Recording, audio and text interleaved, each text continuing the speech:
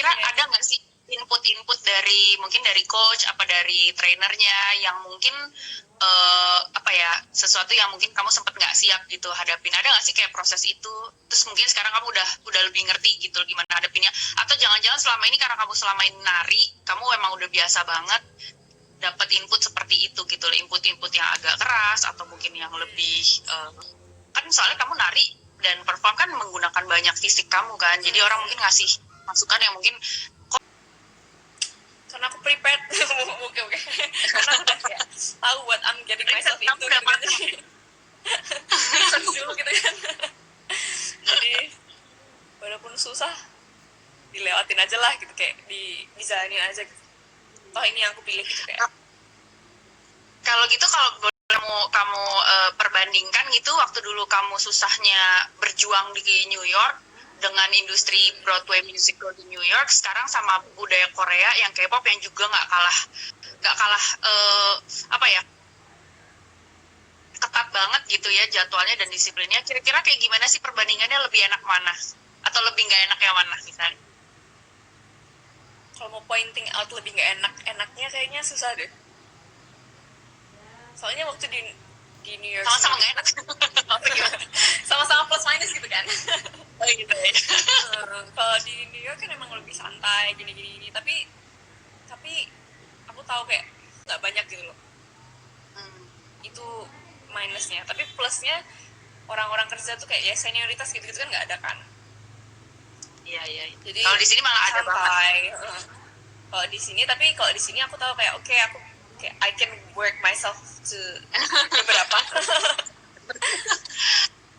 Ada pertanyaan yang sebenarnya menarik nih. Kita kan dari fans-fans di Indonesia kan ngelihatnya dari luar kan. Maksudnya kita nggak tahu gimana sih beratnya secara buat mental ya, buat psikologis seorang personil yang menjalani disiplin trainee sampai akhirnya punya debut gitu di industri Korea. Industri Korea itu kan baik K-popnya maupun K-dramanya tuh sama-sama disiplin gitu, dan itu menyangkut banyaknya perusahaan yang mungkin investasinya juga sangat besar gitu loh. Jadi kayak pressure dan beban disiplinnya juga besar sekali. Kan kita juga pernah tahu ada beberapa bintang yang mungkin ada yang sampai terpengaruh secara psikologis. Pendapat kamu kayak gimana, Dit? Kamu sebagai orang yang juga pendatang gitu ya dari Indonesia yang mungkin pasti banyak beradaptasi, ada ketakutan nggak sih? Terus kira-kira bagaimana semangat kamu untuk menghadapi kemungkinan-kemungkinan yang mungkin paling jelek yang bisa dihadapin gitu loh, secara pressure psikologis gitu loh. Kira-kira seberapa siap sih kamu gitu? Menurut aku bener kayak capeknya tuh bener, karena kayak, dan yang aku merasakan, aku juga udah ngedance dari dulu, aku kira aku bakalan capek fisik, ternyata capek mentalnya lebih banyak. Oh gitu. Iya, jadi kayak, gimana dong? Tapi apa ya, aku juga nyadar kayak it's important to have someone to talk to. Dan aku kayak punya member, karena aku di sini nggak terlalu kenal siapa-siapa kan, jadi aku pasti ngobrol-ngobrolnya juga sama memberku, kayak apalagi yang udah lama gitu kan training di sini, kayak ini emang biasa nggak sih kalau aku ngerasa kayak gini, kayak aku ngerasa aku udah training tapi kayak tiap hari kayak aku ngelakuin hal yang sama terus capek doang, tapi kayak nggak nambah kayak segitu aja gitu loh rasanya. Tapi ini bener nggak sih gitu. Terus waktu akhirnya industri di Broadway maupun di industri film pun gitu ya. Dan itu kamu wajib dapat film Broadway acting gitu, sama nyanyi juga ya. Dapat sih, tapi walaupun karena dia musical school, jadi walaupun aku jurusannya dance, tetap dikasih kayak acting class, musical theater class, atau singing class gitu-gitu tetap dikasih, walaupun kita dance majors gitu. Asik juga sih, bisa nyicip gitu kan, kayak acting kayak gini gitu. Nyanyi kayak gini kan aku juga tadinya nggak bisa, belum pernah kan aku kelas acting atau kelas apa gitu, kayak wah gini ya rasanya acting. Terus kamu boleh cerita sedikit nggak pas di New York tuh kayak gimana sih persaingannya sama yang lain, teman-temannya tuh gampang nggak sih nyari teman-teman, atau lumayan kayak bersaing banget sampai jadi susah cari teman apa gimana? Nyari teman, aku sebenarnya aku kan bukan tipe yang apa ya, kayak mulai ngomong duluan gitu kan, bukan tipe seperti itu ya. Jadi waktu pertama kali di New York juga aku kayak udah gak kenal siapa-siapa, tapi kan aku nggak mungkin juga aku hidup sendirian terus kan. Jadi waktu itu juga makanya aku bilang daripada nyari apartemen atau apa, mendingan di dorm, karena kalau di dorm kan pasti ada teman-teman tuh yang dari kelas gitu kan, jadi bisa main bareng-bareng gitu kan, kayak berangkat bareng gitu.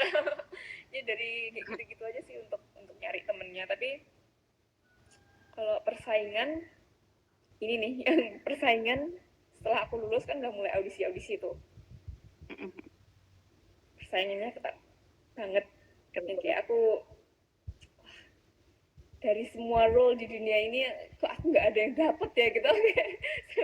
sampai kadang kayak aku udah audisi berkali-kali kok nggak ada yang dapet gitu, kayak lolos round 2, dari round 2 nggak dapet lagi. Terus habis itu kayak daftar yang ini, daftar Disney, daftar cruise, daftar segala, semuanya aku daftarin. Cruise juga kamu daftar ya? Waktu itu aku jadi waktu itu kamu daftarnya ke musical kayak Broadway musicals gitu kan? Kamu ngambil peran-peran yang penari gitu.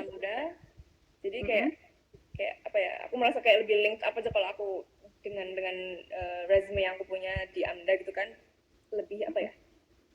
Lebih cocok kalau aku nge-apply ke situ-situ kan. Betul. Jadi aku apply ke semuanya yang kayak Broadway based gitu, musical based. Jadi tapi jadi kayak jadi yang kayak main karakternya gitu, atau yang kayak semua basically part of it aja gitu, apa gimana? Aku biasanya apply terus nanti mereka yang kan, kalau itu kan kayak ada, kalau di Broadway itu apa ya, kayak stereotype gitu, kayak typing kan udah ada kan. Jadi misalnya karakter ini perlu yang blonde, yang ini yang itu gitu kan udah ada kan. Jadi ya aku karena aku apply aja, terus nanti mereka yang kayak oke, kamu di apply buat ini, kamu yang buat ini, kamu buat ini gitu. Tapi kalau untuk di musical kok, walaupun aku lulusan sekolah musical gitu kan, temen-temenku juga kayak semua, aku udah mikir temen-temenku juga yang dance keren-keren semuanya, kok juga kayak ada ya, walaupun banyak juga yang udah masuk ya, tapi kayak banyak juga ya yang nggak dapet gitu. Padahal bagus-bagus gitu ya. Jadi aku juga kayak nggak gampang emang. Emang di dunia ini emang gak gampang. Jadi kamu udah sempat ngejalanin di New York, sempat hampir mengadu nasib di dalam industri Broadway musical di New York gitu. Terus abis itu apa sih yang membuat kamu akhirnya jadi ganti haluan ke musik K-pop dan akhirnya kamu ke Korea ya? Boleh diceritain nggak sih gimana sih? Terus kemarin juga banyak yang nanya ke aku, kamu kok bisa jadi nyanyi dalam bahasa Korea? Maksudnya itu kan satu barrier yang untuk nembusnya mungkin kan susah banget. Nah, prosesnya itu gimana? Apakah kamu emang udah nyicil belajar bahasa Korea dari sebelum kamu pindah? Apa dari SMP itu kamu udah les bahasa Korea? Atau gimana sih? Boleh ceritain nggak sih? Jadi dari apa nih? Pindah haluan dari New York. Di New York. Di New York kan karena aku tahu aku suka K-pop, jadi walaupun aku itu di masa-masa juga dimana aku audisi terus tapi aku nggak pernah keterima gitu kan. Ya ada sih kayak keterima, tapi kayak project-project kecil yang kayak project-project apa ya, individual gitu loh, yang kayak orang bikin apa namanya, project dance apa kecil-kecilan gitulah. Iya. Yang project-project kayak gitu emang sih ada, kayak adalah yang dapat gitu beberapa kali. Tapi kayak it's not my main goal kan. Jadi aku rasanya kayak aku masih pengen ini, it's not the kind of like, kayak aku nggak pengen yang kecil-kecil kayak gitu terus gitu kan. Aku pengen yang kayak kayak apalah, perform in like the big stage gitu kan. Jadi aku waktu itu juga apa ya namanya, kayak slump atau apa ya, kayak stres gitulah, kayak kok nggak bisa terus ya gitu, kayak kenapa nggak ada yang nyangkut ya gitu. Dan di saat itu aku kayak karena aku tahu aku suka K-pop, jadi aku daftar kayak kelas-kelas K-pop dance gitu di dance studios di New York. Terus di situ ada audisi ini, ada audisi macam-macamnya, ada audisi macam-macam, ada audisi macam-macam. Band kamu ini bukan? Audisi company. Oke. Audisi company gitu. Jadi kayak yang ada audisi company gede yang namanya Big Three itu ada, terus aku udah pernah ikut juga tapi nggak lolos.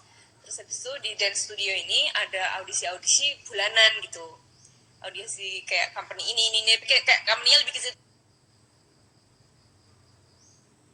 kecil gitu loh, lebih baru-baru kecil-kecil gitu company-nya, jadi kayak lumayan lah kak, gratis ini gitu kan, jadi take the chance gitu, nggak ada salahnya kalau karena aku enroll di dance studio ini aku bisa ikut gitu. Jadi ikutlah aku audisi itu, terus diantara semuanya si Fine ini si Fine ini bilang kalau interested, tapi setelah itu nggak ada kabar sebenarnya, nggak ada kabar. Terus aku kayak tapi kan mereka interested kan, udah bilang interested nih. Jadi waktu aku dari sana aku pulang ke Indonesia, dari aku di New York aku pulang ke Indonesia, aku bilang ke orang tua aku kayak aku pengen ikut 1 million gitu. Terus aku karena aku pengen ikut 1 million dance, nah ini di Korea nih, sekalian aku mau di sini lagi ke company ini lagi karena mereka udah bilang interested. Aku kayak nih kalau di ini dikit kayaknya masuk nih gitu kan. Jadi aku datang ke Korea sendirian, gak kenal siapa-siapa juga.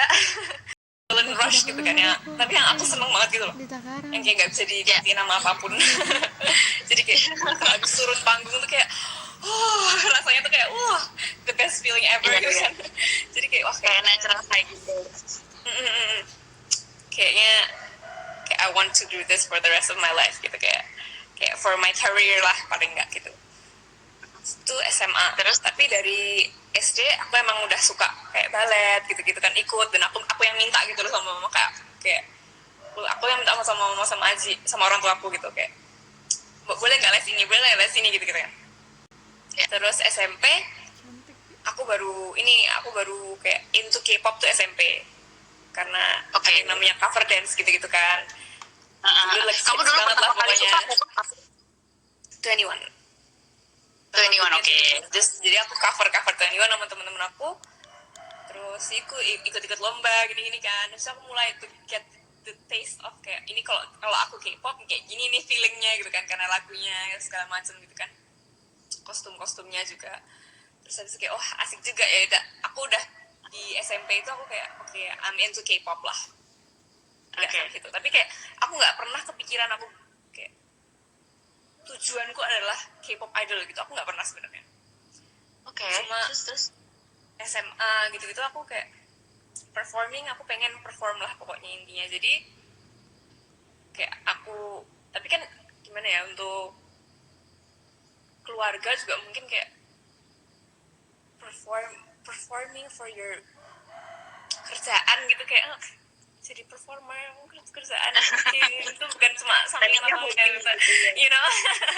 Bisa jadi kayak gitu kan akhirnya. Tapi kayak ya mereka juga tahu betapa enjoynya aku kalau aku perform segala macam.